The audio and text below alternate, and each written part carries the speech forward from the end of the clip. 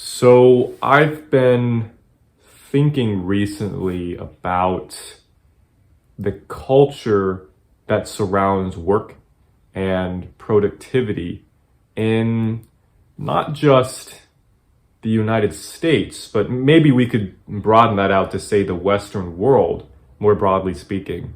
I can't speak on other parts of the world, but from what I know of the Western world and and I don't think this is just confined to North America.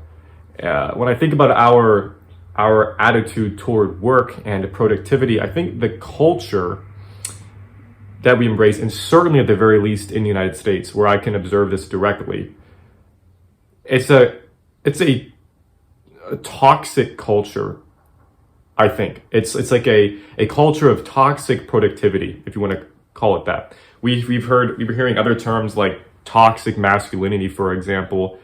Here's a different one: toxic productivity. I think that's the culture that the United States, at the very least, has toward work. We live in a very busy world that's always go, go, go. I've talked about this in previous videos, but I've been thinking more about why that is. And I see it now that it's something that's reinforced culturally. It is true that we live very busy lives. We are always go, go, go. It's encouraged and celebrated in our country, especially on social media, to always be on the go, to always be working on the next project, to always be productive, to make productive use of every single moment that you get in your day. If you're not working your job and your home, you've got to be knocking out chores. And if you're doing that, if you've got that knocked out, you got to look to the next thing on the to-do list. You got to start working on your side hustle, working on your business or YouTube channel, writing that book, or whatever it is. A culture of relaxation, taking breaks is not I don't see that present in our country. Not in the way that I see it present in other countries, more out east in the world. And I'm no expert on those cultures, but I certainly know that that's absent for us in North America, in the Western world, more broadly speaking. I talked about social media because there are certain realms of social media. I would call it like the toxic, I don't know, like the toxic side of the self-improvement sphere, which reinforces this culture in people. You go on the side of social media, which I've seen it before. It's you can get there by looking for like social media videos and posts and quotes. You get to that quote side of social media. And chances are, if you're watching a channel like this, which is focused on self-improvement, self-development, and more philosophical in nature, and channel that studies and examines life and being as we do, chances are you've probably seen this side. There's a better chance you've seen it compared to other people with different interests. And you probably know what I'm talking about. It's posts of quotes. Maybe it's a famous people we know, people on the internet who are famed for being on the grind, like 24/7 hustle and all of that. Like Gary Vee, for example, for anyone who knows who I'm talking about. That's a big part of his brand image, I would say, is like working all the time. That can be motivating, but also detrimental if taken too far. I mean, it can be too much. So it's a toxic side, especially that's festers and is reinforced, especially on social media. We see these like, the grind or the hustle never stops. You gotta be working 24/7, or those ones like, what is it? Things like, I'm up working while my haters are sleeping, like those kind of posts. I've seen those. I thought they were motivating at first, and then I realized not everyone can do that, and not everyone should do that. We hear about millionaires and billionaires getting up, with their successful companies. They're getting up at 5 in the morning and they're doing intense workouts, you know, and they've got these crazy awesome morning routines that they're perfectly consistent with, and who really knows to what degree how truthful that really is, right? So that's great, and that works for those people, but it doesn't work for everyone. I think that's the purpose of this video I'm making, is to remind everyone that one person's lifestyle, because it works for them, doesn't mean it's going to work for you, and it doesn't have to. It doesn't have to work for you. If you're someone who gets up at 8 or 9 or 10 in the morning, you don't need to be beating yourself up because Steve Jobs would get up at, I don't know, 6 in the morning, or I don't know if he did that, but you get my point. You don't need to be beating yourself up over that. It's not a failure. Or maybe you're a night owl, you know, you don't really usually go to bed till 2 or 3 or 4 in the morning. And so you get up later, you get up 10, 11 or noon. Does that make you a bad person just because you're not on the grind and you're on your own grind, right? You're not doing what these, really I call the minority of people, are pushing for on social media, for example.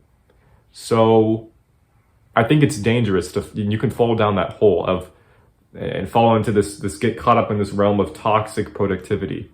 It's not all like that. I actually think most self-improvement content online isn't like that, but some is, and it can be very enchanting and encapsulating, you know, and motivating at first, detrimental in the long term. So why am I making this video? Well, it's partly, like I said, to remind people, and also to remind myself, that it's okay to not adopt that lifestyle. It works for some people, doesn't mean it has to work for you, right?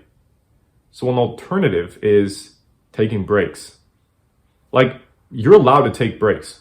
You know, you can tell yourself, like, I'm allowing myself to take a break, and it's good, you know. I do that for myself throughout the day when I'm getting things done. I have a system of my own in place. I don't think I've talked about it in the video yet. I could talk about it in the future, and I've actually written down this system. But to be brief, it involves systematically taking small and large breaks throughout the day. As I get certain tasks of my to-do list for things that I have to do done, I take small breaks. And when I get large categories of things done, like say one category is like for physical health and wellness, you know, and when I finish all my exercise or something for the day, or my workout or something, then I give myself an even larger break. And that's what works for me.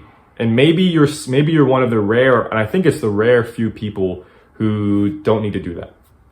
And they can study for 3-4 hours straight, you know, or they can do crazy workouts, or they can just keep knocking out thing after thing after thing on their to-do list. And they don't have to take breaks.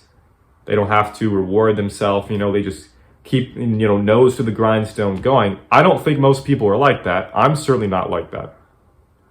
I realized the hard way that I'm not like that. And I realized instead that tyrannizing myself was not going to work. I was going to have to be my friend and negotiate with myself. That's you know, the source for that system I was telling you about, taking breaks. That's one thing I do for myself. Do something I don't want to do, you know, that I had to do in the day, and I give myself a little break to reward myself and then continue.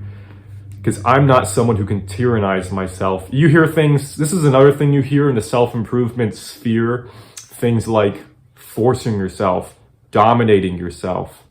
This is what happens when you dip your toes a little too far in the more niche section of self-improvement, which is the self-discipline section. And you dip your toes a little too far in there, and you find this toxic side of it, I would say again, you know, which is like dominating yourself, forcing yourself to do things. And to a certain degree, sometimes we just have to do that in life. And I'm not someone who's going to say that you should never force yourself to do things, because sometimes you just need to do things in life, and you're not going to want to do it. You're not going to feel like it, but you have to. So you force yourself to do it. But I learned the hard way because I tried the alternative, which is what some people do, and some people succeed, others it doesn't work, which was forcing myself, tyrannizing myself. I was being a tyrant and making myself a slave and forcing myself to do things, not taking breaks, not rewarding myself. And I was just just bashing my head against the wall over and over and over. And I was like, there's got to be something else. I thought, well, I learned this from social media. I've watched other self-improvement YouTubers talk about this. So surely that's for me. This is the path to success, is to do that.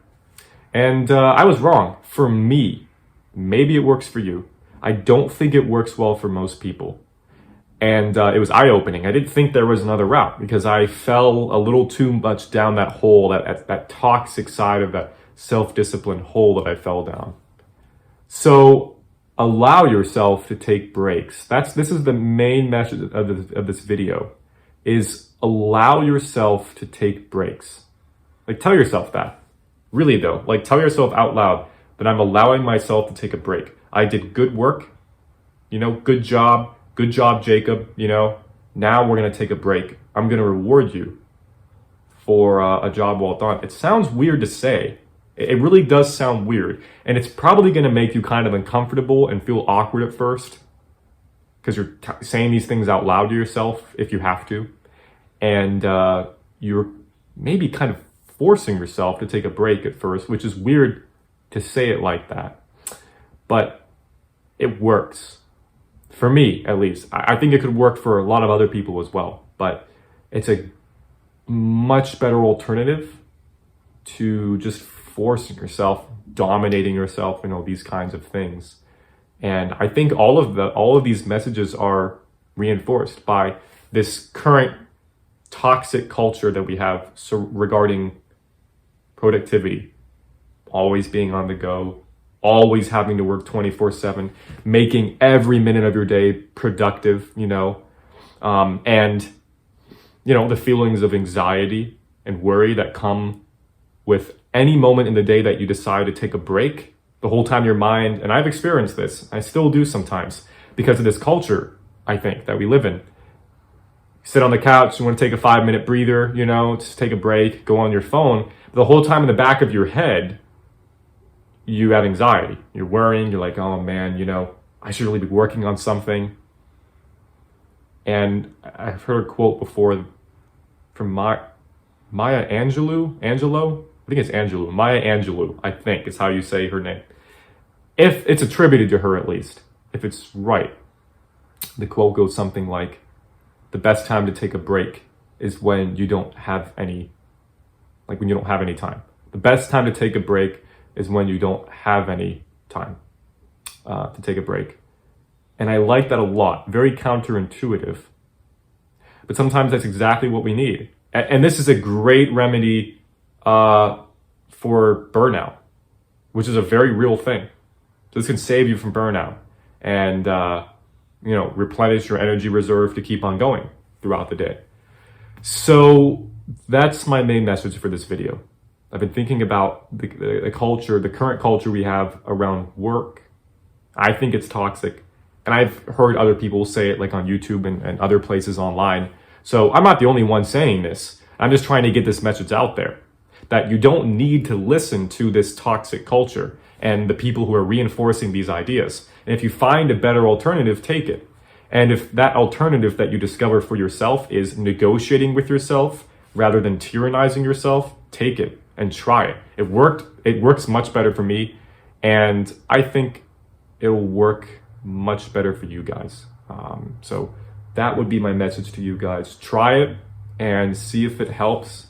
I really think it will. I think you'll see a drastic change in your attitude toward work and how much more energy you have throughout the day, and an alleviation, maybe almost an immediate alleviation of this anxiety, these anxious feelings and worrying that you experience throughout the day, because before you were punishing yourself for taking breaks, for slacking, for slowing down, all things that are okay to do. And I think it actually makes us more productive in the long run. So something to think about for you guys. I hope that helps. And I will see you guys in the next video. Peace.